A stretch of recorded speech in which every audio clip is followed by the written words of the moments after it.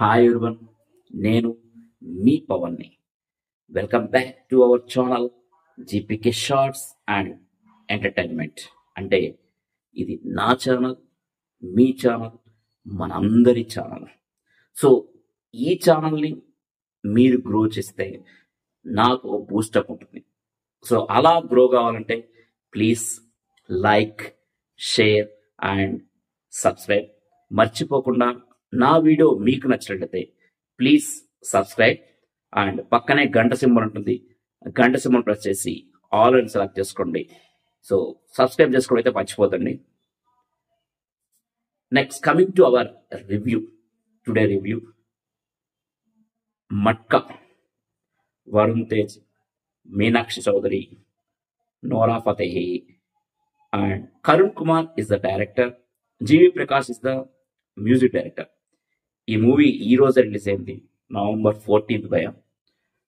అయితే బుకింగ్స్ పరంగా అయితే చాలా డల్ ఉంది. ఎందుకంటే ఇంతకుముందు Varun Tej past three movies అనుకున్నంత స్థాయిలో లేవు, ఫ్లాప్ అయినా. కాబట్టి జనాలకు పెద్ద ఆశ పోయింది భయ. వరుణ్ తేజ్ మీద అయితే కొంచెం హోప్స్ పోయినాయి.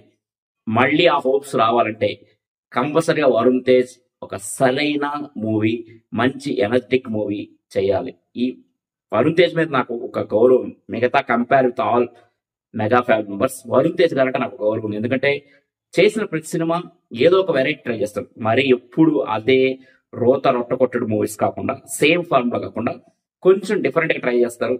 అఫ్ కోర్స్ సినిమా ఫ్లాప్ అయినా హిట్ అయినా బట్ తనైతే ట్రై చేస్తాడు. ఆ విషయం వల్ల నాకు ఒక రెస్పెక్ట్ ఉంది.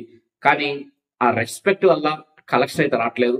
కంపల్సరీగా ఏదో ఒక తన చార్మింగ్ అండ్ చరిష్మా చూపించే మూవీస్ కానీ, లేదంటే వేరే మాస్ జానర్స్ కానీ ఏదో చేస్తేనే వరుణ్ తేజ్ సక్సెస్ అవుతాడు అనిపిస్తుంది. సరే, కమింగ్ టు మట్కా రివ్యూ. మట్కా రివ్యూకి వెళ్ళిన తర్వాత, మట్కా మూవీకి వెళ్ళిన తర్వాత, థియేటర్లో కూర్చున్న తర్వాత ఆ మూవీ ఎలా ఉందంటే పోతానే ఉంది, సాగి సాగి సాగి సాగి చాలా సాగిపోయాం. ఒక టైంలో ఏమనిపిస్తుంది అంటే తెగిపోద్దాం అనిపిస్తుంది, అంత తాగిపోతుంది. అండ్ అలాని ఎక్కువ హైస్ లేవు, లోస్ లేవు.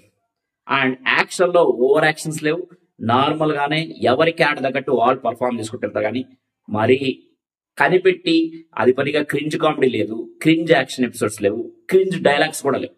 చాలా స్మూత్ గా, చాలా పద్ధతిగా మూవీ నడిచిపోతూనే ఉంటుంది. ఏదో మార్నింగ్ వాక్ చేసినట్టు. హైస్ ఉండవు, లోస్ ఉండవు, రెండు ఉండవు, అలా సాగిపోతుంది. ఇది మూవీలో పెద్ద ప్లస్ అనుకోండి లేదా మైనస్ అనుకోండి. కానీ కొంతమందికి అయితే కంపల్సరీగా బోర్ కొడుతుంది. అలా సాగదీసి 2 hours 40 minutes తీసుకొచ్చాడు మూవీ అనేది. అలా దానికి తగ్గట్టు ఏదైనా హై సీన్స్ కానీ ఏమన్నా అవి లేవు.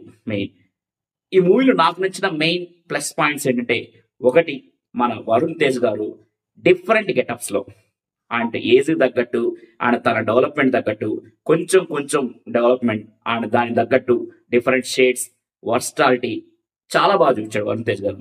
అండ్ ఆల్మోస్ట్ ఒక 6-7 గెటప్స్ లో కనిపిస్తారు మనకి వరుణ్ తేజ్. అంటే గెటప్స్ అంటే దట్ మీనింగ్ ట్రాన్స్ఫర్మేషన్. అండ్ ఇంకోటి మెయిన్ గా, ఇది యాక్చువల్గా ఈ మూవీ అనేది 1970s 1980s ఆ టైంలో జరుగుతుంది, పీరియాడిక్ మూవీ. సో దాని తగ్గట్టు ప్రతి డీటెయిలింగ్ అయితే చాలా పర్ఫెక్ట్ గా ఉంది. అండ్ చాలా ప్రతి విషయం డీటెయిల్స్ చాలా కరెక్ట్ గా ఉన్నాయి. ఈ విషయంలో మనం డైరెక్టర్ మెచ్చుకోవాలి, కరుణ్ కుమార్ ని. డీటెయిలింగ్ అయితే చాలా మంచిగా ఇచ్చాడు. అండ్ మూడోది నాకు నచ్చిన ఇంకో ప్లస్ పాయింట్ అంటే నోరా ఫతేహి ఐటమ్ మెంబర్ వైన్, అది కూడా చాలా బాగుంది. అండ్ జీవి ప్రకాష్ మ్యూజిక్ అనేది అక్కడక్కడ బానే ఉంది, బట్ చాలా వరకు మాత్రం చాలా డల్ గా ఉంది. అదో ఆ సినిమా తగ్గట్టే ఆ మ్యూజిక్ కూడా అలా అలా అలా వెళ్ళిపోతుంది అంతే.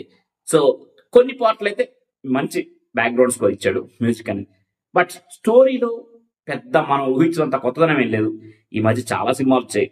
And KGF, Pushpa, lucky Bhaskar, even అది కూడా ఒక పేదరికంలో ఉండే ఒక పిల్లోడు, ఒక అబ్బాయి ఎలా అయినా సరే డబ్బు పిస్తోటి నేను గెలవాలి, నేను డబ్బు సంపాదించానే ఒక ఎయిమ్ తోటి ఎలా గెలిచాడు. అండ్ ఒక రెఫ్యూజీగా ఇండిపెండెన్స్ డే తర్వాత ఒక రెఫ్యూజీగా వైజాగ్ వచ్చిన ఒక చిన్న పిల్లాడు ఎలా వాల్తేరు వాసుగా మారాడు. అండ్ మట్కాకి మెయిన్ గా మట్కా మీద నడుస్తుంది మూవీ. మట్కా అనేది ఒక గ్యాంబ్లర్ గేమ్ అండి. ఆల్మోస్ట్ ఒక టైంలో ఆ భారతదేశ ఆర్థిక వ్యవస్థను మొత్తానికి అల్లకల్లోలం చేసింది ఈ matka game number game. So ఈ నెంబర్ గేమ్ కింగ్ ఎలా అయ్యాడు, కొన్ని కోట్లు ఎలా సంపాదించాడు, ఆ తర్వాత జరిగిన పరిణామాలు ఏంటనేదే ఈ మూవీ. అండ్ దీనికి తగ్గట్టు అంటే ఎమోషన్స్ ఎక్కువ పెట్టచ్చు, ఎలివేషన్స్ కూడా ఎక్కువ పెట్టచ్చు, కానీ ఏమి లేవు భయ్య. ఎమోషన్స్ లేవు, ఎలివేషన్స్ లేవు. ఎవరు క్యారెక్టర్ వాళ్ళ చాలా మంది ఉన్నారు యాక్చువల్గా. మన వరుణ్ తేజ్ కాకుండా Meenakshi Chaudhary, Nora Fatehi, and Naveen చంద్ర, అజయ్ ఘోష్ గారు, అండ్ కిషోర్ కుమార్, ఇలా చాలా మంది ఉన్నారు. అండ్ మెయిన్ విలన్స్ గా మన జాన్ విజయ్ అండ్ కిషోర్ కుమార్ రాణిగా వీళ్ళు విలన్స్ అయితే చేశారు. బట్ ఎవరు కూడా ఎక్కువ తక్కువ చేయలేదు. ఏదో నార్మల్ గా వాళ్ళకి తిందో అలా సింపుల్ గా చేసుకుంటూ పోతుంటారు.